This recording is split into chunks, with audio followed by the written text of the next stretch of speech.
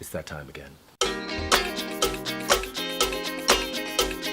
This is a word. This is a world premiere. This is a word. So, hey, it's Sunday and it is mukbang time, and things have been so awesome here at Allspace and on the channel. And so, a lot of you have been following the convertible series, and a lot of you were, following when Kearney was here visiting. So yeah, it was a pretty exciting week. And yesterday, honestly, I was ready for a little bit of a break. So I hope some of you caught the African World Fest video. That was really fun. I ended up volunteering on Friday for that, and then I actually went back yesterday and took a couple of friends, took Ethan and his girlfriend, and that's a whole other story too. That was really interesting. So I went to see a play. In fact, Ethan was in a play festival, series of plays that they were all directed by women that was presented at, I believe, Planet Ant is the name of the theater, which I believe was started by, well, one of the founders is Keenan from Key and Peele, from one of the Key and Peele people. Anyway, so that said, so I went to Planet Ant to watch Ethan in this play, and then we went to dinner together with his girlfriend, which was pretty interesting. We went to a Japanese restaurant, got caught in the rain, got my new dashiki totally soaked, which was weird. Ended up like in the bathroom trying to like wring out my dashiki like shirtless with Ethan. It was bizarre. It was a little bizarre. It was a little more intimate than I expected to be with Ethan at this point. Even though like I'm all in his personal business about like what he's eating as he continues to move towards veganism. So I guess that's how it's at. I guess that's the way the convertible series is going. I guess Ethan is gonna try to become a vegan, which is awesome. So yeah, dinner with his girlfriend. I hope it's cool to say her name's Sydney. Her name is Sydney. And she's really a sweet person, not vegan and not ready to go there yet. I mean, and I tried, I was pushing, and I think that there's gonna be some mileage. I'm gonna let that be Ethan's work. If Ethan decides to become vegan and embrace those principles, it is very likely that he's going to want to pass that along to the, his significant, a significant person in his life, someone as significant as his girlfriend, or like who knows what's going to happen there. So as that's the kind of drama I'm interested in, like the struggle to like transform, right? That's drama, and that's something that I think is worth following, and I think there's a lot to learn about how, veganism does get transferred by people who really allow themselves to express the fullness of themselves with the people that they care about. If you're vegan and you're really living that life, it's going to be really difficult to be in your life and not have it have an impact, I think. I don't know. What do you guys think? Is it possible to be in a close relationship or live in close proximity to someone who's really living the values of veganism and not just making it about their food and not have it have an impact?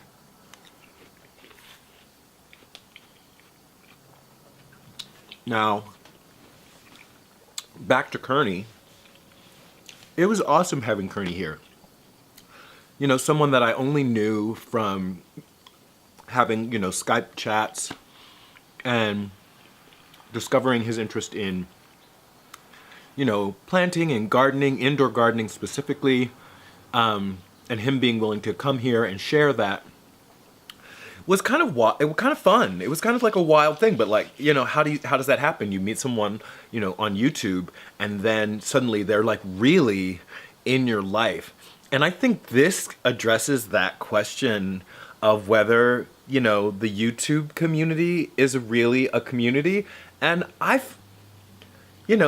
I've now established true relationships with people that I've met through this channel and through their channels. So I think it would be hard to say, for me to say that the vegan community is not really a community, or people dedicated to being part of a community.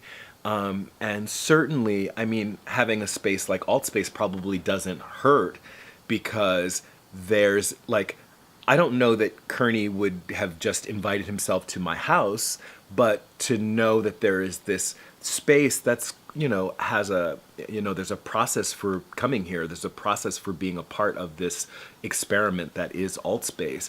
And having spaces like this, and I'm not the only one, right? So, as much as you want to say about, say, Dorian Ryder and Freely and the, whatever, the Fruit Fest, the Thai Fruit Fest, it is an opportunity for people to come together. The vegan meetups that happen on a regular basis, and I see videos about those meetups all the time. This is a community. Come on, y'all. Give yourselves credit for what you are.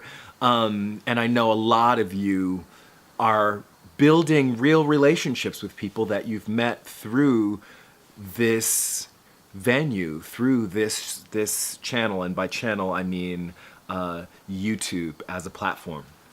So, definitely a community. Definitely, my life has been enriched through being a part of it. So that's that.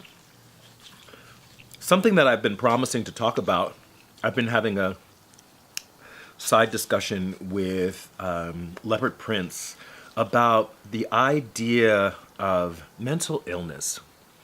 I want to talk about mental illness and how mental illness fits into a social justice context. Some of you may know that I teach, or used to teach, at Pace University, and I was teaching a course in Theater of the Oppressed.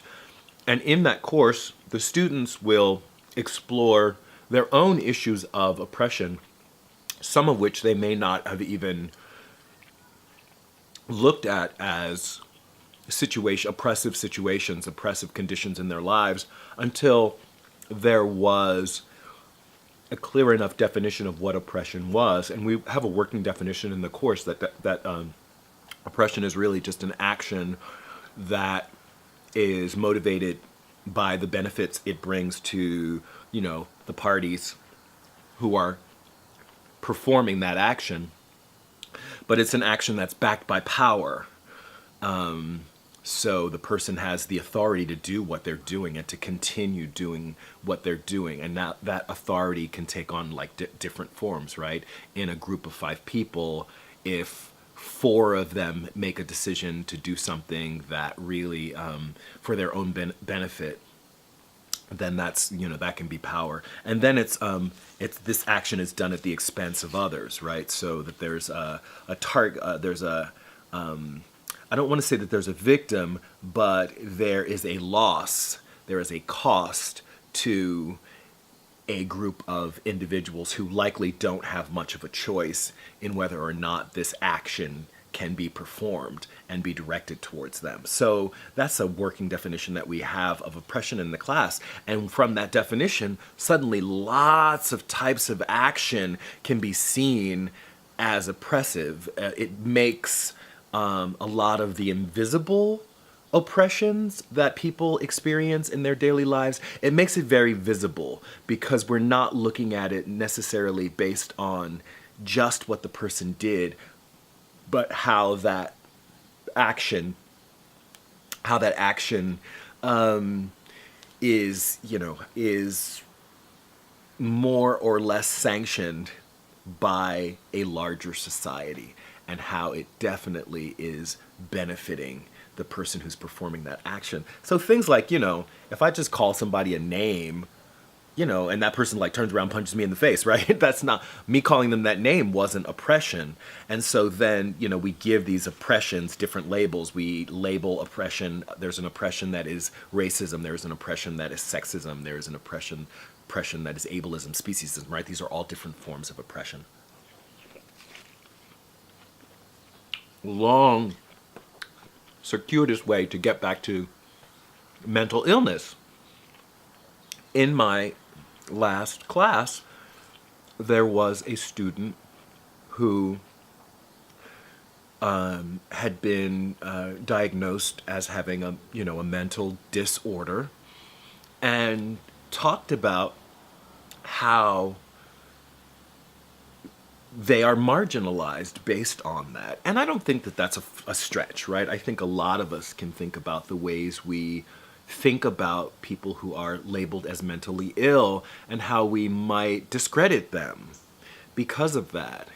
And I think that that's really sad, and I think that's another way that the dominant culture can be divisive in keeping us from working together. Because in a social justice context, someone who has a mental disorder loses their credibility in the same way that a woman might lose their credibility. Oh, it's because it's her time of the month. It's not that, there's not a real problem. She's just, her women's problems are making her unhappy right now. And so she's blaming it on the dominant culture, or she's blaming it on men. Right, but it's not, it's she's discredited because of her femaleness.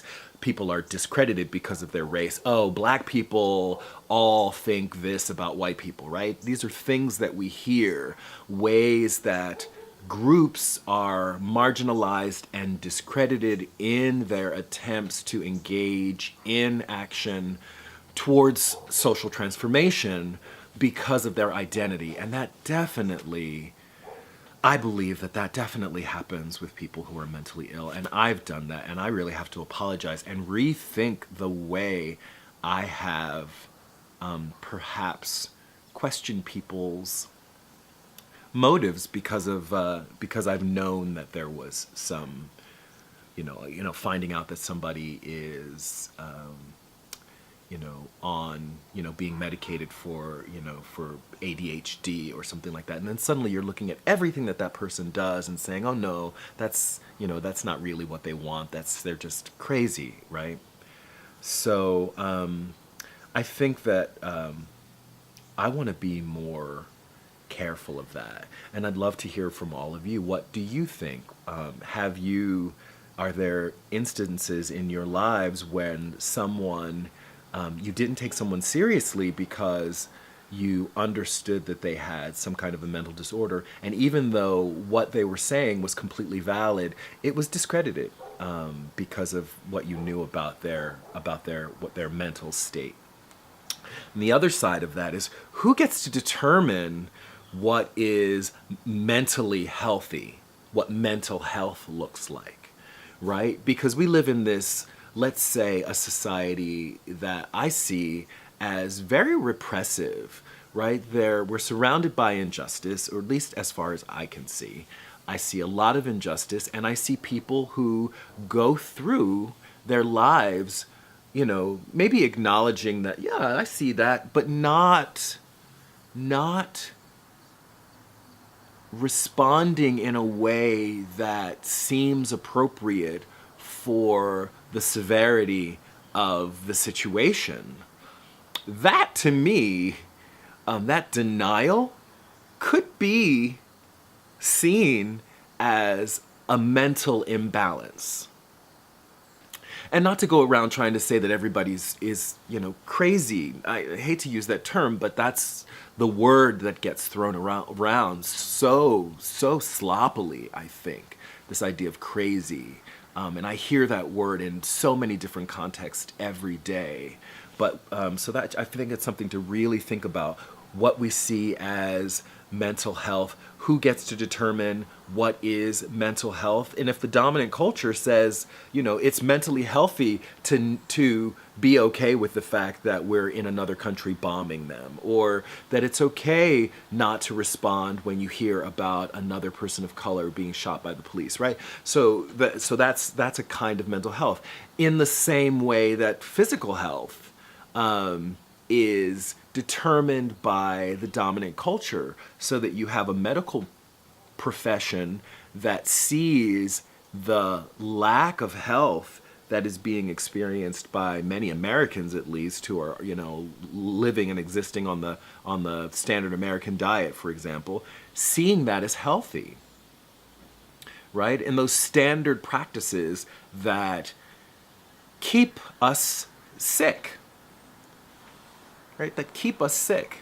Could we be also sick on other levels, not necessarily on the physical? So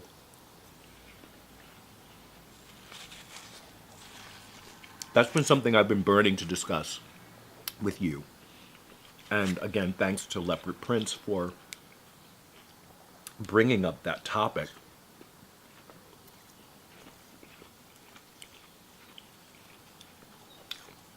Something else. Matthew T. And I'm not sure, Matthew, I'm not sure where you're coming from. So I want you to be real straight up with me. You come to the channel, you post on the channel, and I sense that there's some agreement what's going on. Obviously, you have some interest in following what's happening on with Food for Thought, at least. But we were having a discussion about gender, really, and biological gender and biology in general, and whether or not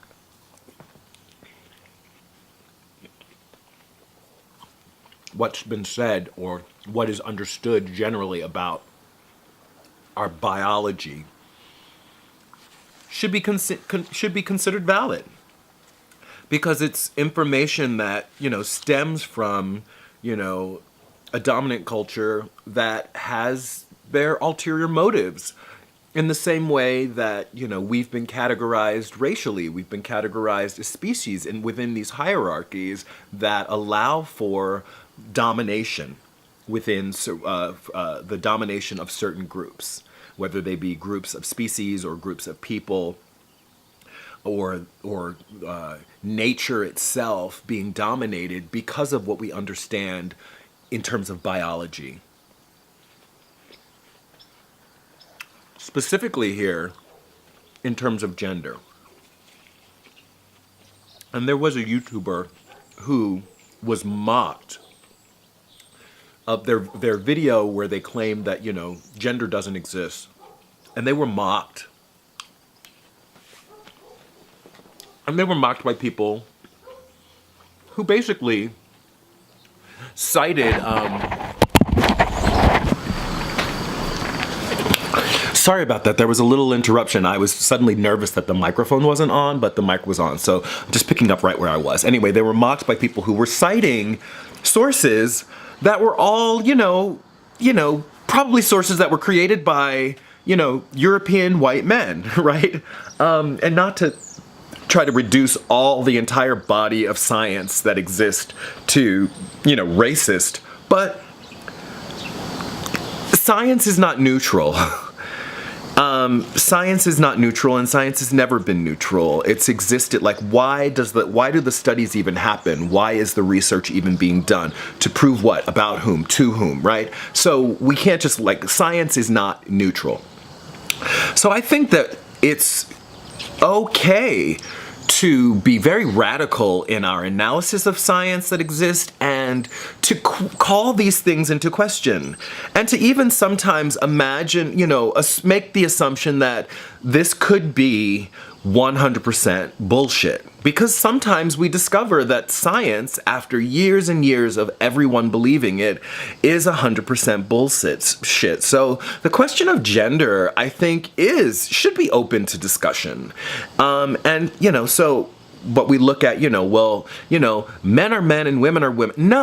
No, I disagree. And if, I would love for this video to go viral as the video where, Reg said that gender didn't exist. But if you think about it, our gender assignments are based on the person in the room looks down and looks for parts, looks for body parts, right? And this is a, newborn, and looking at that newborn's genitals assigns a sex. We know that there are people who've been born with both sexes. We don't hear about that very often, but it does happen. And then somebody has to choose. And so that person's gender has been assigned even without the sign, right? Even without that person, without that person having the one or other genitalia, that person is assigned a one or other. And so, and as people develop and as people go through puberty, you see that, people who were assigned, the male gender start to develop more in ways that sort of are in line with what's considered female. So just naturally, those lines are blurred. Biologically, those lines are blurred, but there's not a discussion. We don't see, when we learn about gender, we don't learn that there are men and there are women, and then there are people who, there's the male of the species, there's male genitalia, there's female genitalia, and then there are people who are born with both, and then there are people who are born with the genitalia, but the genitalia doesn't function in the way that it's like supposed to function, right? So, if we look at the way gender's been defined, it's all been about, what is the benefit to the dominant culture? And that's, the man is going to have sex with the woman, and they're going to give birth to another one who's going to who's going to be part of this system, right? And is going to follow the rules, and is going to work in the businesses, right? And is going to help keep this society running and keep building our population so we can be a strong nation, whatever, all those things, right? So gender, the way it's been defined now, is, part of this repressive culture. So yes, we should question gender. Yes, we should question these binaries. And I'm not saying that binaries by default are bad, but the gender binary has been developed in terms of its ideology to serve a very particular group, to serve a very particular function. And, if a person decides that they never want to, say, have a child, does that mean that they're not their gender because they're not serving the function that, the dominant culture wants them to?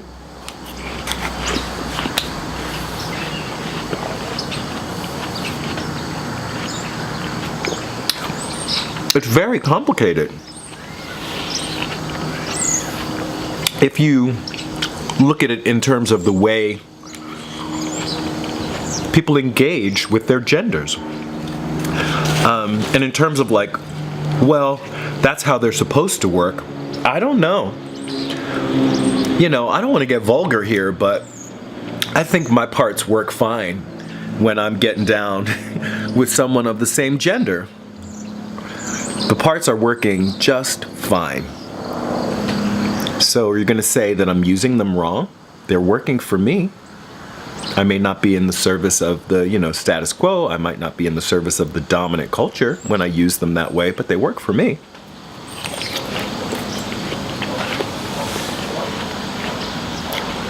I'm sure there are a lot of people who have similar experiences.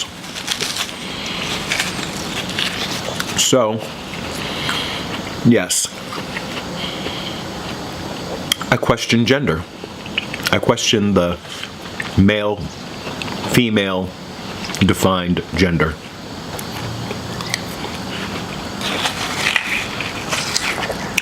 So you guys may be aware that I'm on Patreon now, and I haven't been making a big thing about it. It's there. I figure if people want to know, if people are really looking forward to supporting my work in that particular way, they'll find it, and that's great. And some people have. But I've been wanting to talk about, the way I intend to be producing content. And I do imagine that I'm going to be, a time is going to come when I'm going to be producing multiple videos per day, and they'll be like kind of a daily vlog where I'm just like, hey, I got up this morning and this and that, and then this is what's happening at Altspace. And then I may be doing some features on people who, you know, you've seen the interviews that I've done with several folks. I may be posting one of those, and maybe that there are more than one of those being posted in a day. I'll try to post not more than one of those a day, but there might be my update and then that video. And then the way I've been posting Convertible, for example, I'll post, you know, 4 short segments over the course of the day, so you get them kind of like a serial. And I like playing with the format in those ways, and I don't want people to feel like I'm just trying to publish a lot of content so that I'll make more money for people who have made their pledges based on the videos that I put out. So I'm gonna say this now: if you're interested in supporting me on Patreon, please, you know, do go and do that. But if you're gonna do it by video, I would say, you know, just think about how much you want to be spending, because I might be posting as many as, you know, 2 or 3 a day someday. Definitely more than a video a day, likely. Certainly I'm going to try to post at least a video every day. So do keep that in mind, because I don't want people to feel like they're being exploited that way. So yeah, I have a Patreon page. Please feel free. Also though, there are other ways that you guys do enrich this work. There are other ways that I feel like I benefit when you guys are commenting on the channel, like commenting a lot, when you guys are sharing things. That really makes me want to keep producing content. So even though I do have to kind of live, and I don't really have another job while I'm here trying to make this project work, so I'm intending to, like, any income is going to be through the generosity of people who come into the space and through you guys. So that's just, I want to put that out there. Now, also in terms of like keeping up,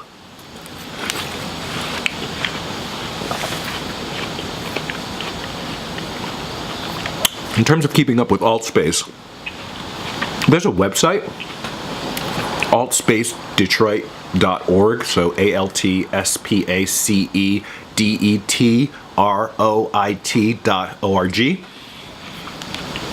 And if you are interested in seeing like pictures of the house the first day I saw it, like the inside of the house, like so you can see what a nightmare it was inside the house when I first saw it, please do go and see, because I think you'll have a different kind of respect for the way this house appears now if you saw it on the first day. And there's a lot of, articles about work that I've done and, things I've been involved with since I've been coming to Detroit, and just, some articles about life in general, as it relates to social justice and life in general. So please do go visit. It's a blog. I post maybe 4 to 8 times a year. So it's not a lot to keep up with, but it does. Over the past 4 years, there's a significant amount of content to help you understand what Altspace is all about. And it's also, if you're interested in ever coming to visit Altspace, the process for doing that is also available on that website.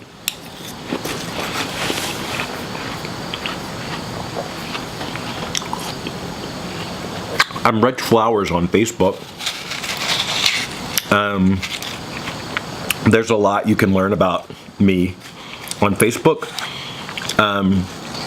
In terms of, being vegan, my Facebook account has really shifted recently since I started posting regularly on YouTube. So a lot more vegan related things can be found. A lot of social justice related things can be found on my Facebook page, which is Reg Flowers. But if you follow me on Instagram, which is Altspace Detroit, that's my Instagram handle. If you follow me on Instagram, and all these things are probably if you go to my channel, all those links are available at the top in my header. So if you follow me on Instagram, that's a great way to see like what I'm eating. Also in terms of the garden, which we didn't end up documenting that much while Kearney was here, but in terms of the garden, you can find a little bit more like pictures of like the lettuce when it first sprouted. That's on my Instagram, and I'll be, you know, posting photos showing the progression of the growth of those plants. Now, some of you may have felt a little disappointed because I didn't end up, you know, really posting that much about the gardening. And one of the reasons for that is, one, we were just setting up this indoor growing table, which was just a grow light and a table, and there are pictures of that. There will be pictures of that, at least on Instagram, if there aren't already. There should be pictures of that on the Instagram page. But there wasn't, I mean, it wasn't a lot to see. You know, there was putting some dirt into some cups and putting some seeds in them, and they gestated. It took a couple of days, and then they sprouted. So there wasn't a lot to see about that. There's going to be more, and then I'm leaving. I'm going actually to Brooklyn for a week, and so it would have been awful to start a lot of plants and then for me to leave for a week. In fact, there's a chance that the few lettuce plants that got started when Kearney was here won't survive me being away for a week. But then once I'm back, I'll be here long enough to get things really going and get things established, and that'll be cool. And then I'll document that stuff. I hope that that's cool. What else? Oh man.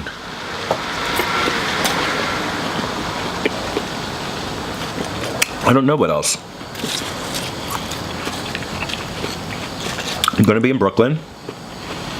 That'll be interesting. I'm going to see my husband. I'm going to see my dog.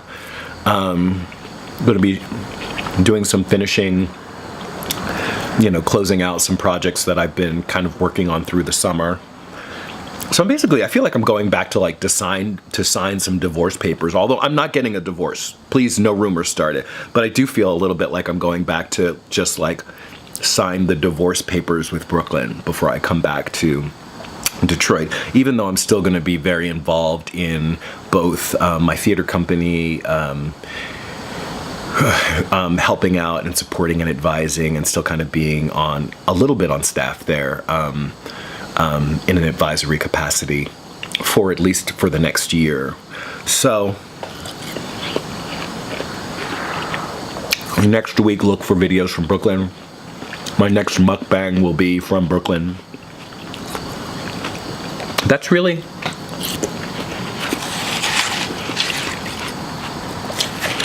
it. So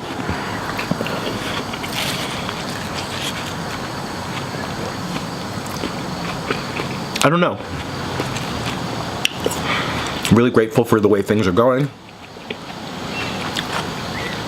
Really grateful that the channel continues to grow. The channel is growing like the plants. Just a little bit every day. And, you know, if I stop paying attention and come back, you know, a whole head of lettuce has appeared. And I like that. I like that a lot. So that's all I can do. That's it for this video. Like it if you like it. Share, comment, subscribe. This is Reg signing off. Love yourself. Peace. And I love myself.